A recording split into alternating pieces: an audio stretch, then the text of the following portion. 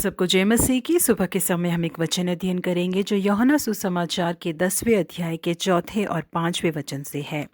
जब वह अपनी सब भेड़ों को बाहर निकाल चुकता है तो उनके आगे आगे चलता है और भेड़ें उसके पीछे पीछे हो लेती हैं, क्योंकि वे उसका शब्द पहचानती हैं। परंतु वे पराये के पीछे नहीं जाएगी, परंतु उससे भागेगी, क्योंकि वे परायों का शब्द नहीं पहचानती।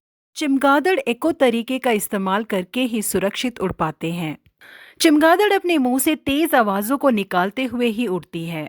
वो जिन तेज आवाजों को निकालते हुए उड़ती है, जब वो आवाजें वापस उनके पास लौटती हैं तब उन्हें पता चलता है कि चीजें उनसे कितनी दूरी में हैं, और इस तरीके से उन चीजों से टकराए बिना वो अपने रास्ते को मोड़ लेती हैं। खोजबीन करने वाले लोगों ने जिस तरह की आवाज को चमगादड़ निकालते हैं, उसी तरीके की 10 गुना ज्यादा तेज आवाज को उसे उलझाने के लिए बनाया। लेकिन जिस आवाज को खोजबीन करने वालों ने बनाया था, उसके ऊपर चमगादड़ों ने बिल्कुल भी ध्यान नहीं दिया।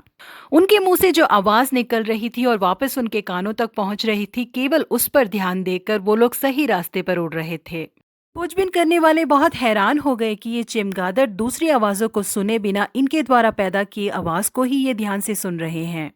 खोजबीन करने वालों ने जो आवाज पैदा की थी वो चमगादड़ों की आवाज से 2000 गुना तेज थी, लेकिन चमगादड़ फिर भी अपनी आवाज को ही जो उनके कान तक लौट रही थी ध्यान से सुनकर सावधानी से उड़ रहे थे। ये परमेश्वर के लोगों, हम जो परमेश्वर की संतान है, ये चमगादड़ हमें क्या सबक सिखाते हैं? इस दुनिया में कई आवाजें ऐसी हैं जो हमें हमारी राहों से भटकाने के लिए सुनाई देती हैं। शैतान परमेश्वर के बच्चों को भरमाने के लिए उनके कानों में कई शब्दों को बोलता ही रहता है।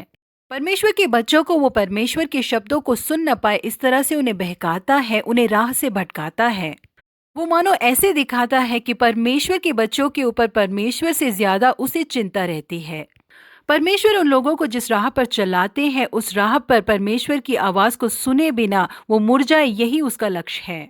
आदि से ही परमेश्वर के लोगों को परमेश्वर की योजना से भटकाना ही उसका मुख्य लक्ष्य बना हुआ है। परमेश्वर ने आदम और हवा की सृष्टि की, उनसे बेहद प्रेम किया, उनके लिए ईदन की वाटिका को भी बनाया, उनके खाने के लिए हर एक तरीके के फलों के पेड़ों को बनाया, 4 नदियों को बनाया, उसे हरा भरा बनाकर परमेश्वर ने उन्हें वहां पर रखा।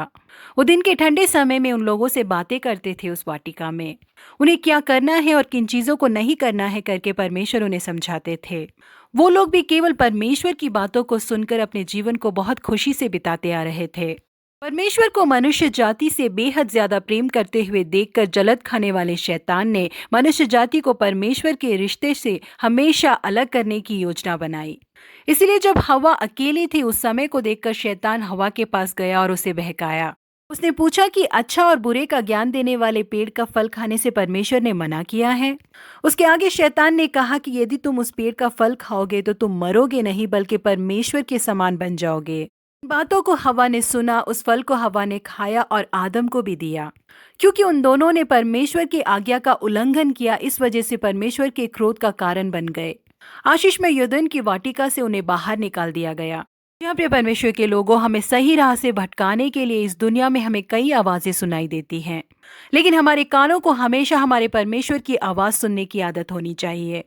यीशु मसीह कहते हैं कि मेरी भेड़ें मेरा शब्द सुनती है, परंतु वे पराये के पीछे नहीं जाएंगे, परंतु उससे भागेंगे, क्योंकि वे परायों का शब्द नहीं पहचानती। प्रिय परमेश्वर के लोगों, हमारे कान केवल परमेश्वर के शब्दों को ही सुने, तब हम अपने राह से बिल्कुल नहीं भटक पाएंगे। प्रभु आप सबों को आशीषित करे। Have a blessed day.